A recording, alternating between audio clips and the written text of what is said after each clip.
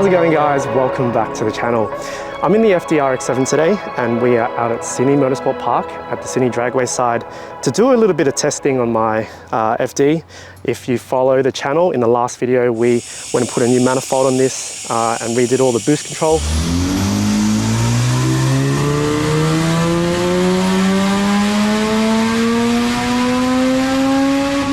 But I have nowhere to test this car because it just makes a lot of power. And the second reason why I'm here today is because we want to do a bit of a recce, a recon on what happens here at the Aeroflow Race for Real street drags for our drag car Tegan. Anyways, more on that later. This is my RX-7 if you're new to the channel. In summary, it is a 450 horsepower Bridgeport 13B. Yeah, it's my street car and I try my best to keep it as streetable as possible. And essentially I just want to keep a nice street car and race it every now and then. So I've done a few track days on this, but mainly circuit racing. And this is my first time taking this to the drags for a street car running 98 fuel. This is probably as much as you want to get with a very factory powertrain. So still got the stock gearbox, the 5-speed, which is fragile, but we do have an aftermarket diff, which I don't actually know what it is. Bought this diff as an OEM 4.1 final drive diff, I think, and it ended up being some sort of really aggressive race diff. Very clunky, but it does go really well at the track. So this makes 450 horsepower. It's Bridgeported quite recently by the boys at Race Only, and they've done a really good job. And mechanically, this car is just A1. I'm really happy with the mechanical side of it. And for now, I just really wanted to leave it how it is and just enjoy it. Cosmetically, there's a lot I want to do to the car, but it's not in the cards at the moment. One day, we'll get there. Got a couple of things to unpack, and then we can go to scrutineering. Right, heading over to scrutineering. I'm actually kind of wondering what kind of weight this car is. I have no idea. I think maybe 1,200 kilos. It's full weight.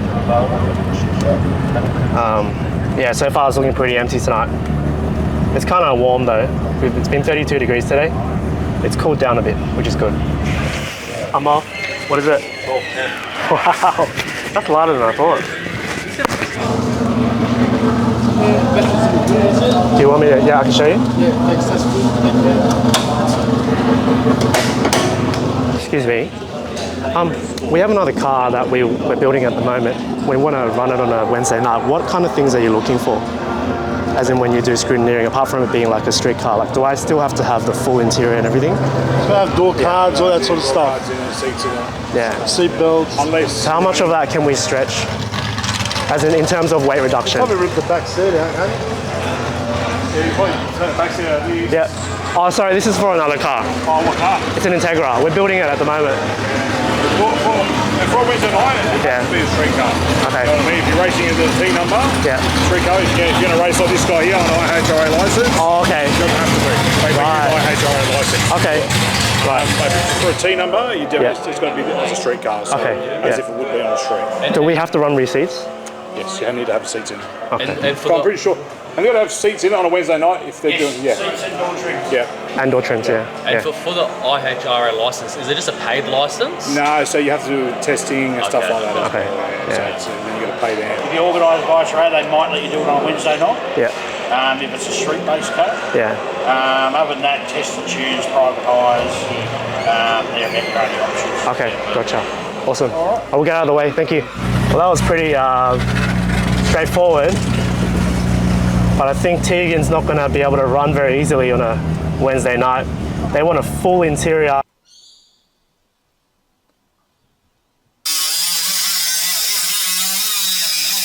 Essentially, it has to be a street registered street car, not a street registered track car.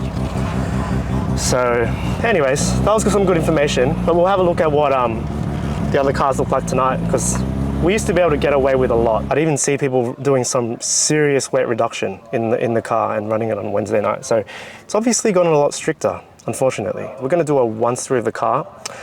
I've had so many months to prepare for this, but I haven't touched the car since it came off the dyno back in, I don't know, that was back in October.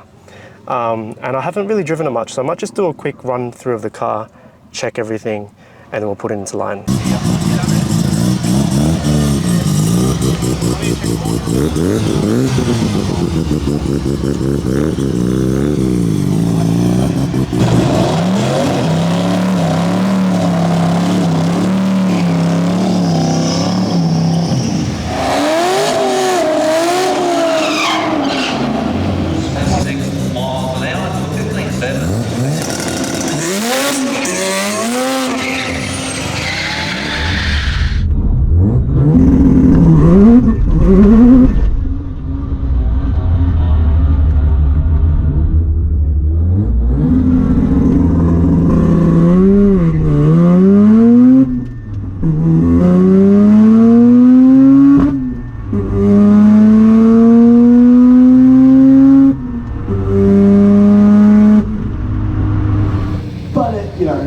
It's possible. But then he's got to do with me for the next few weeks. He's probably used to it. That beautiful FD RX-7 coming up the return road.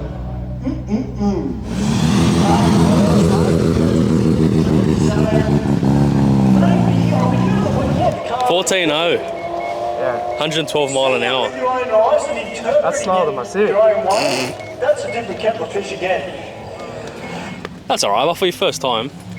Faster mile an hour than the Mustang does. A lot in motorsport, and that's one thing I'd like to promote in the role.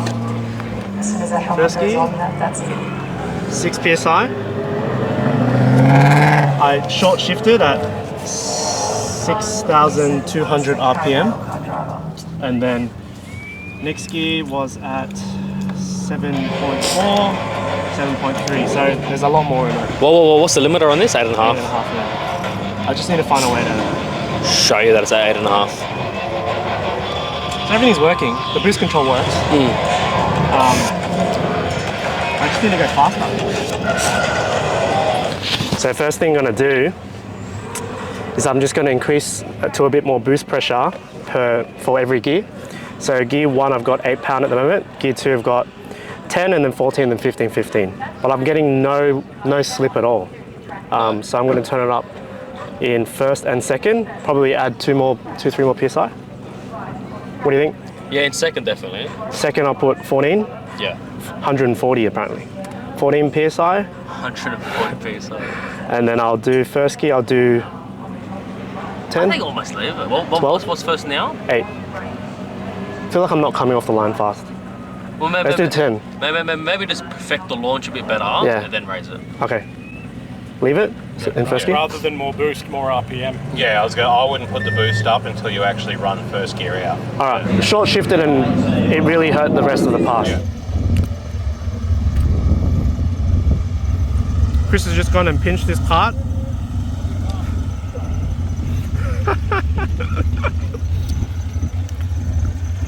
Someone left the key in it. Do a burnout. That's easy to start. It's way too easy to steal. We learned a lot in the first pass. Pretty much my driving is the reason the mile per hour is so low. I don't have a working task, but I can listen to it and I think I can get pretty close. I've set up the boost to come on a bit harder in 4th gear and 5th gear.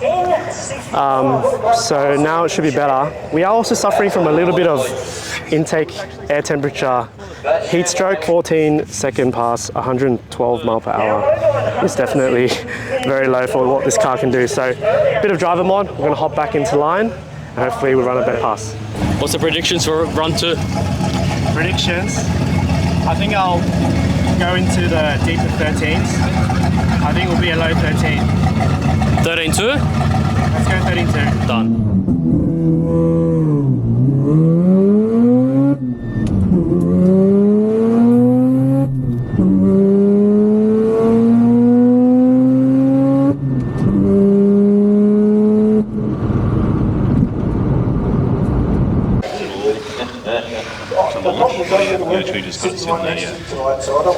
He's better.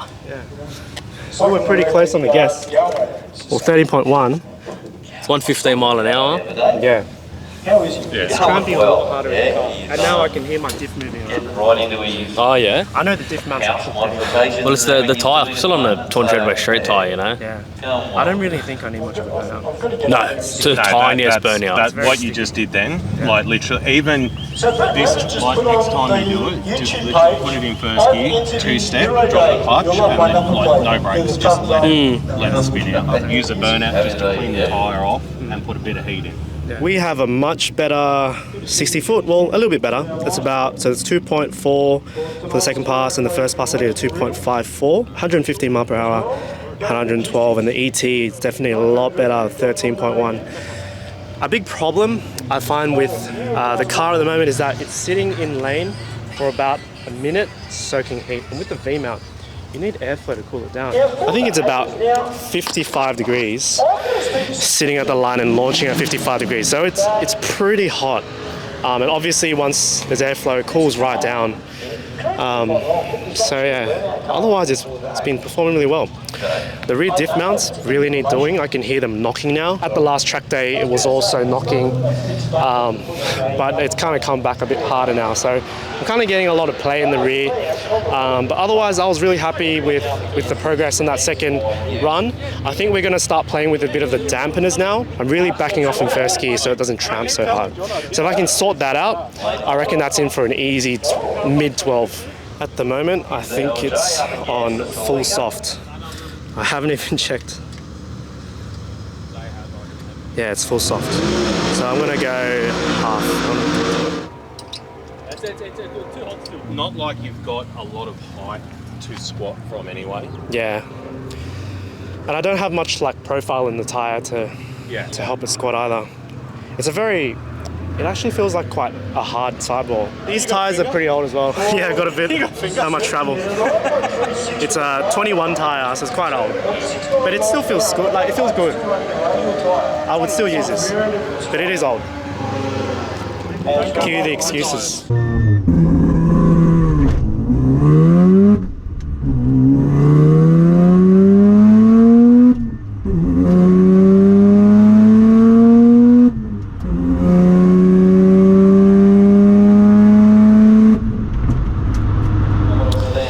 So that was my third pass, and we actually went slower, although it felt a lot better.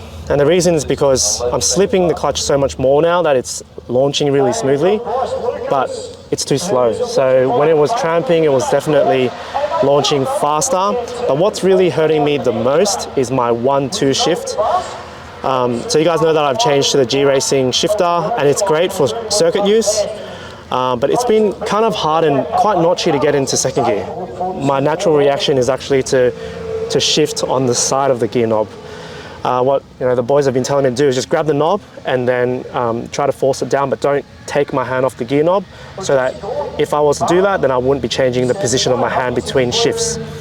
So yeah, having a look at the data logs now, the boost pressure is great. Everything looks really good. It looks like I didn't have my throttle position in the right spot to engage launch control, but we still left the line at about 6 psi boost, and yeah, it just bogs right down when I slip the clutch. I know there is a 12-second pass in it, and I haven't really touched any other setting.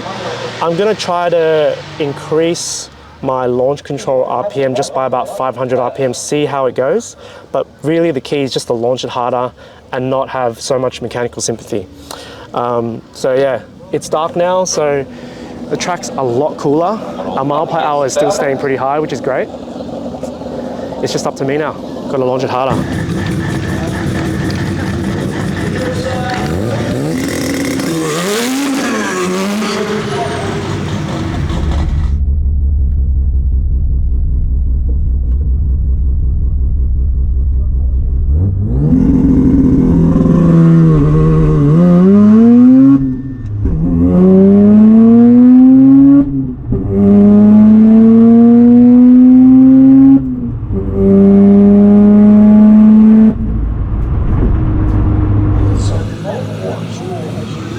Here he comes, PB baby, you! And with the 12.6 second pass in the bag, we went straight back in line to do one last run for the night.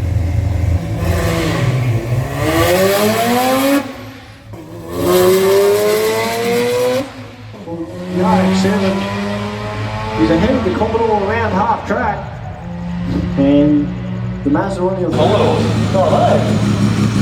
Well, I'm actually trying to work it out.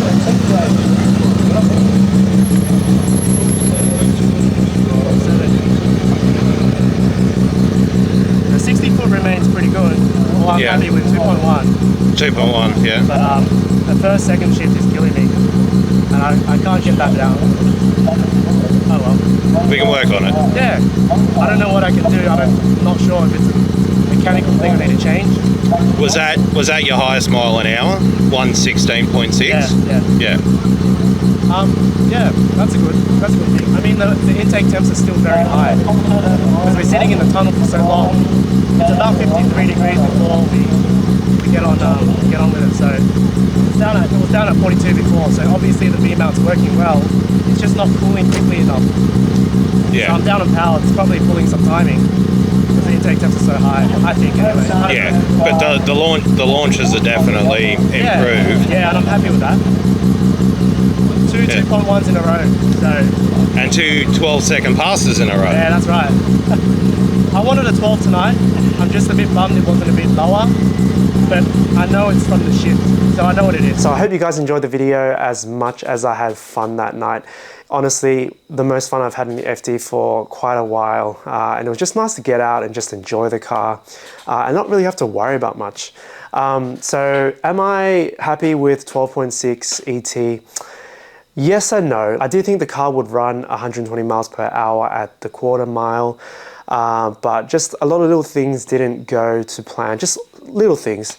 And unfortunately, it just was a bit warmer that night as well. So we are definitely going to be back, and I am really enjoying this type of racing, and I'm trying to get a bit more seat time in preparation for our drag car, Tegan. What I love about drag racing is that you can just make little fine-tune adjustments and it can have just a really big outcome and be quite repeatable. So yeah, I have a goal for this FD, which is to run an 11-second pass, factory 5-speed on the street 200 treadwear tire.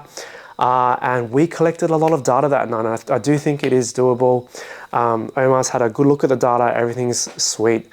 And we should be able to run higher mile per hour with the cooler weather. I want to, rebush the diff. I want to have a working tach. Little things like even tire pressures, I want to adjust a little bit. I want to add a little bit more boost and fine tune the launch control and run less fuel. And I think with everything coming together, I think an 11-second pass is probably doable. I know you guys will need to stick around and find out. So I hope you guys enjoyed the video. In the next few weeks, we have quite a bit of content coming out, so make sure you subscribe for updates. I'll see you then.